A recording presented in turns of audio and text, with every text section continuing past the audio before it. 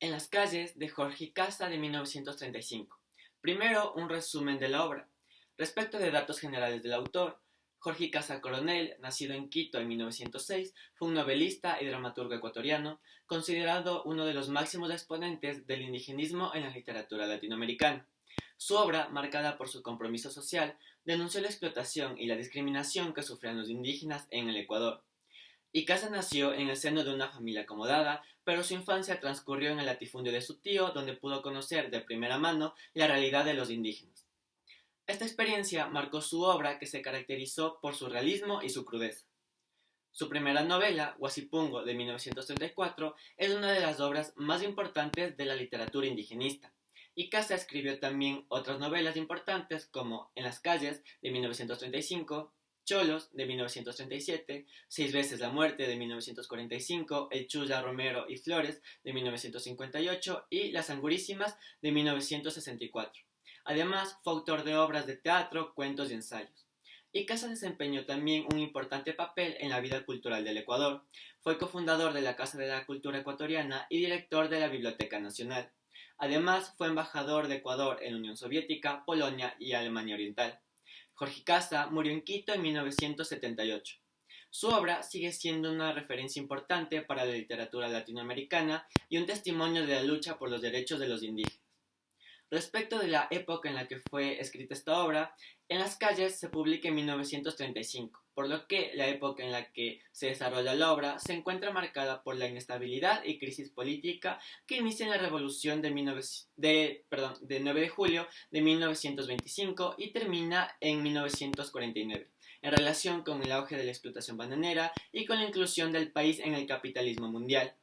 La Revolución Juliana se entiende como el rechazo del poder excesivo de los liberales en la vida política y económica del país.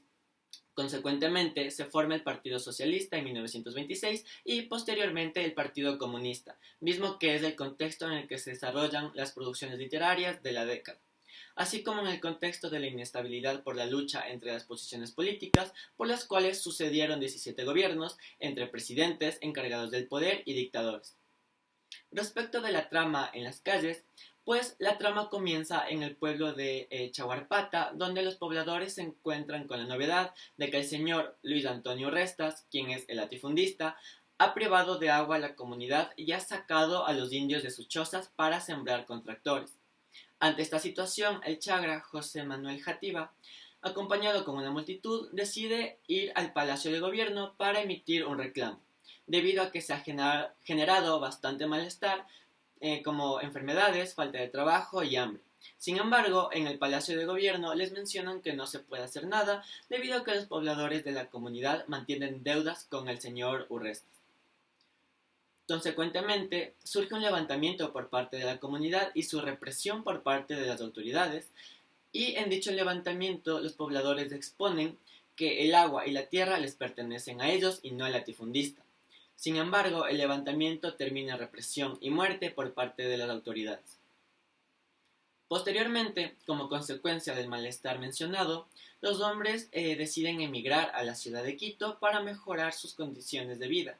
Sin embargo, en la ciudad se exponen otras dificultades, tales como por ejemplo, cómo es la vida de una fábrica, de trabajar en una fábrica, los abusos que se cometen, la imposibilidad de formar un sindicato que mejore sus condiciones e inclusive la opresión por parte de autoridades en contra de trabajadores de la fábrica, por intentos de huelga.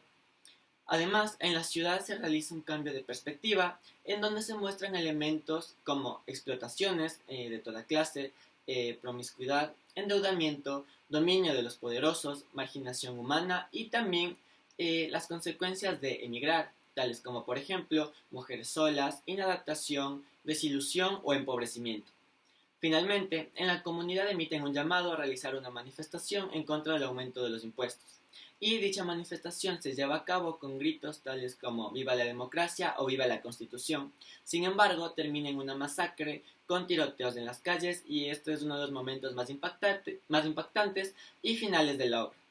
Respecto de un mensaje social de la obra, pues esta se entiende como una novela de denuncia en un tono tan agresivo que incluso es similar a un discurso político, ya que en varias partes de la obra los protagonistas muestran su inconformidad con la situación de desigualdad e injusticia que los indios y cholos poseen.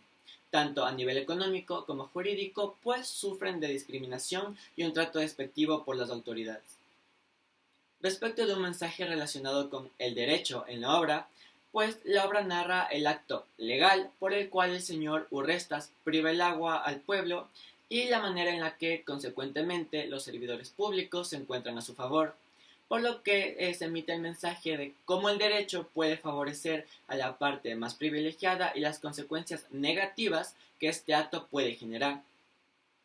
Y finalmente, respecto de una crítica literaria y jurídica de la obra, la narrativa literaria de esta obra es energética, apasionada y realista, puesto que expone los diálogos de manera en la que hablan los personajes de la obra y del dialecto típico indígena, lo cual permite entender mejor sus emociones y circunstancias.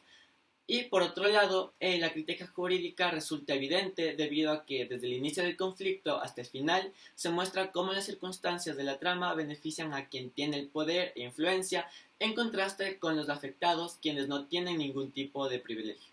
Muchas gracias por su atención.